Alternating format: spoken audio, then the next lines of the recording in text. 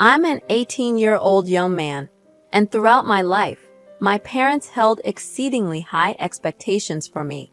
They saw me as a representation of their status in society and aimed for me to excel in every aspect. From my earliest years, I felt the weight of their demands as they pushed me to achieve straight A's, win awards, join clubs, engage in sports, and participate in various volunteer activities. My life seemed to be meticulously planned from the moment I entered kindergarten. They insisted that I pursue a course I despised at a prestigious university of their choosing. Their motivation wasn't driven by my future success or financial stability. Instead, it was all about showcasing me as their accomplishment. Throughout my 18 years under their roof, they displayed no interest in my passions, hobbies, or dreams. They never bothered to inquire about my opinions, feelings, or thoughts. Concepts like freedom, privacy, and respect were nothing more than distant dreams in my life. In summary, my parents exerted complete control over every facet of my existence. They imposed strict academic standards, leaving me with no semblance of a social life. They made me dedicate countless hours to studying, even on weekends and holidays. Tutors and coaches were constantly monitoring my progress and skill development. Any mistake or failure resulted in harsh punishments, including public shaming in front of relatives and the few friends I had. Upon graduating from high school, my parents compelled me to apply for the course and university they had predetermined. They framed it as my sole option, denying me any say in the matter. They stressed that following their plan and making them proud was my duty and obligation, threatening severe consequences if I couldn't gain admission easily. They openly stated that university admission held more significance to them than my well-being and life itself. My worth and gratitude were measured solely by my ability to secure admission there. Unfortunately, their chosen course didn't align with my passion for the arts, which they were entirely unaware of. When they discovered this, their anger and disappointment were palpable. They accused me of squandering their time, money, and efforts, and claimed that I had shattered their reputation, hopes, and dreams. They treated me as though I were a criminal, with my father labeling me a failure and a disgrace. The repercussions they had threatened soon became a reality. As soon as they learned of my failure to gain admission, they disowned me and banished me from their lives. They handed me the keys to an old, dilapidated van and instructed me to leave, expressing their desire never to see or hear from me again. In that moment, it became evident that my parents had severed all ties with me. I didn't attempt to explain, apologize, or plead my case. Instead, I simply climbed into the van and drove away. Uncertain of my destination and feeling a mix of hurt, anger, and betrayal, I also experienced an overwhelming sense of freedom and relief, finally liberated from the oppressive grip of my parents. I roamed the streets in search of a place to rest and sleep, eventually stumbling upon a campground where I encountered a group of individuals living in RVs and vans. They extended a warm and friendly welcome, inviting me to join their bonfire and barbecue gathering. As we shared our stories, I confided in them with the unvarnished truth about my situation. In return, they offered empathy and shared their own experiences of leaving behind homes, jobs, or relationships for various reasons. Each had a unique story to tell, some fleeing from something, others chasing dreams, and a few simply seeking new horizons. Nevertheless, they all shared a common theme. They were living life on their own terms. Their acceptance and sense of value provided me with a newfound sense of belonging. Over the course of the next month, we stuck together, enjoying adventures and exploring the local area. We hiked, fished, swam, and indulged in games, all while engaging in lively conversations, laughter, songs, and dances. Together, we relished in food, drinks, relaxation, and mutual support. We also pooled our resources to tackle practical challenges like vehicle repairs, resource hunting, making plans, and ensuring our safety. Moreover, this newfound community helped me recognize the toxicity of my parents' behavior and encouraged me to pursue my interests and passions. They wholeheartedly supported my quest to find my own path and goals. inspiring me with their tales of overcoming adversity to achieve success. That month spent with them was truly transformative. However, during this period, my parents made no effort to reach out to me. The sole family member I had contact with was my grandmother. But my parents had cautioned me not to reveal my homeless situation to her, leading me to fabricate stories about my well-being. My grandmother had always held a special place in my heart, being the only family member to treat me with kindness and respect. She showed me affection, gave me compliments, and stood up for me against my parents' harsh and unreasonable methods of raising me. She valiantly defended me from their cruel criticisms and unjust punishments, providing solace during my times of distress. Despite residing apart from us, she financially supported my parents when they faced financial difficulties, frequently sending me money and supplies. She would call me at least once a week, and her spacious home always had a room set aside for me.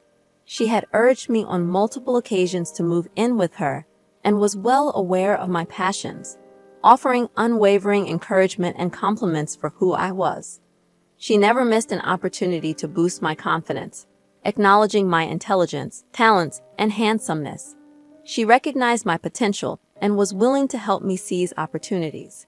Her love for me was unconditional, a stark contrast to my parents who would often deceive her about my health and misappropriate her money. They eagerly awaited her inheritance, planning their retirement around the belief that they would receive a substantial sum of money and property from her. Before expelling me from their lives, my father had issued a stern warning, insisting that I mustn't divulge anything to my grandmother, knowing full well that she would stand by my side. I chose to withhold the truth from my grandmother because I didn't want to burden her with the knowledge that my parents had disowned me.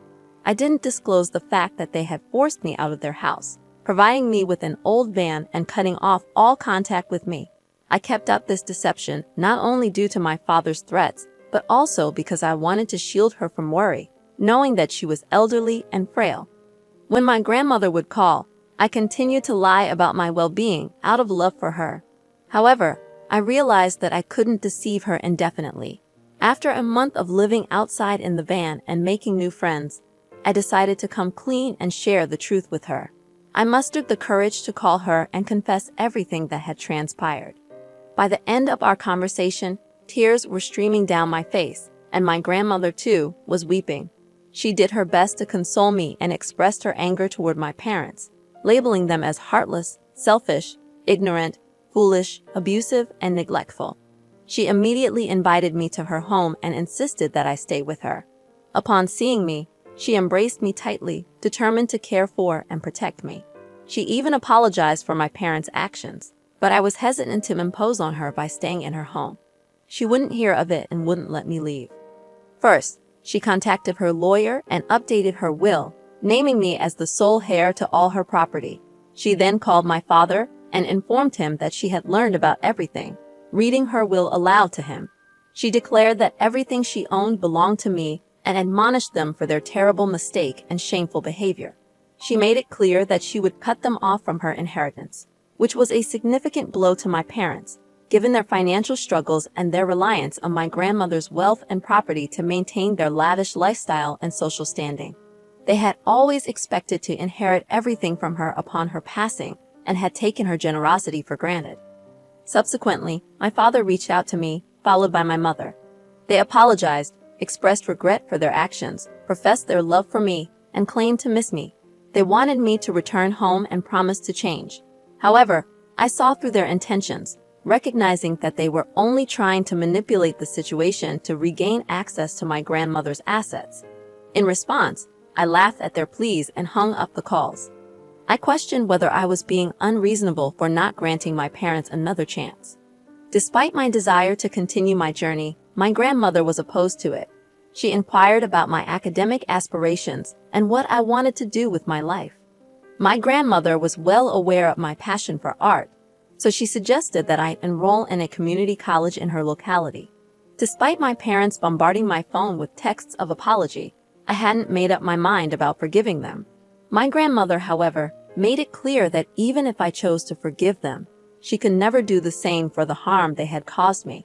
2 days ago, my mother sent me a photo of my father, claiming he was severely ill but refusing to go to the hospital unless I visited him. Both my grandmother and I sensed deceit in her message, but we decided to investigate. My grandmother, accompanied by her lawyer, planned to drive to my parents' home. If things went awry, she intended to intervene and rescue me. Following our plan, my grandmother visited my parents' home yesterday. Once inside, my mother snatched my phone, and my father locked me in a room. I had instructed my grandmother to wait for my signal, but when she didn't hear from me, she bravely approached the house with her lawyer. Faced with no other choice, my parents had to open the door. My grandmother stepped in, saving me from their clutches. While leaving, my parents attempted to defend themselves, but my grandmother silenced them with her resolve. She intends to take legal action against them. I've decided to cut them out of my life completely. I'm fortunate to have a grandmother like her by my side. Many people dealing with toxic parents have no escape, but I am grateful to have her support. I will take care of her. She's a precious gem. Hey, everyone, I'm contemplating something regarding my cheating fiancé, and I'm seeking your input on whether I'm in the right. Let me share my story with you so you can weigh in. Creating a throwaway account for obvious reasons. I'm a 26-year-old male who decided to propose to my girlfriend of 4 years, a 24-year-old woman. I popped the question 6 months ago, believing that marriage was the natural next step after our healthy 5-year relationship. I was financially stable and confident in my ability to provide for us.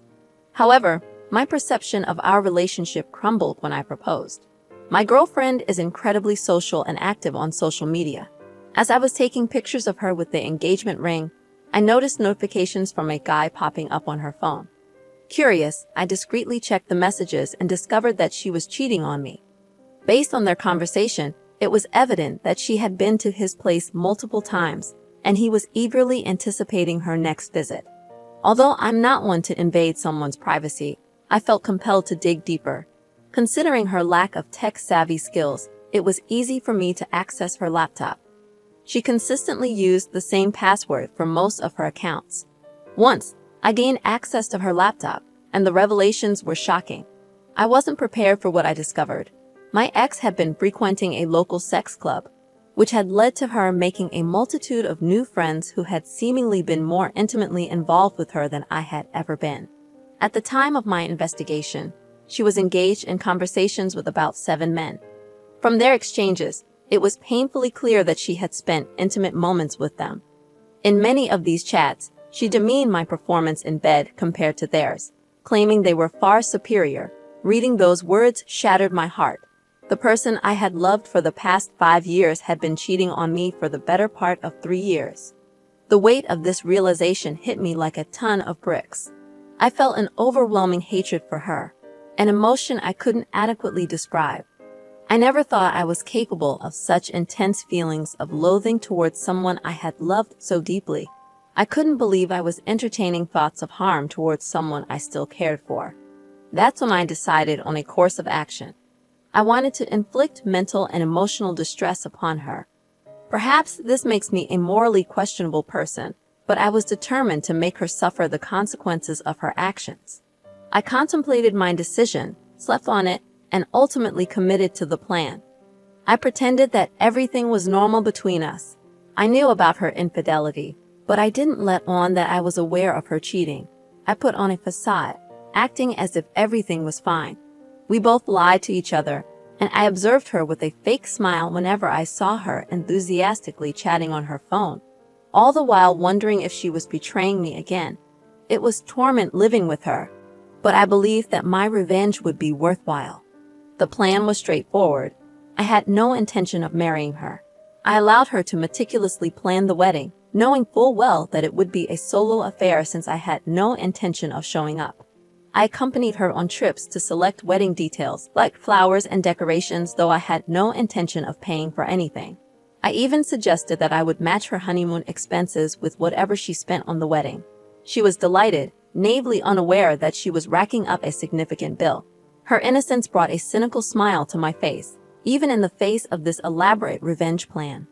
I understood that my actions were cruel, but in my mind, I believed she deserved it. I continued to monitor her affairs, and unsurprisingly, she was still engaging in infidelity. Knowing this made it easier for me to witness her financial downfall over a wedding she would be attending alone. With our wedding just 2 days away, I found myself experiencing a touch of stage fright.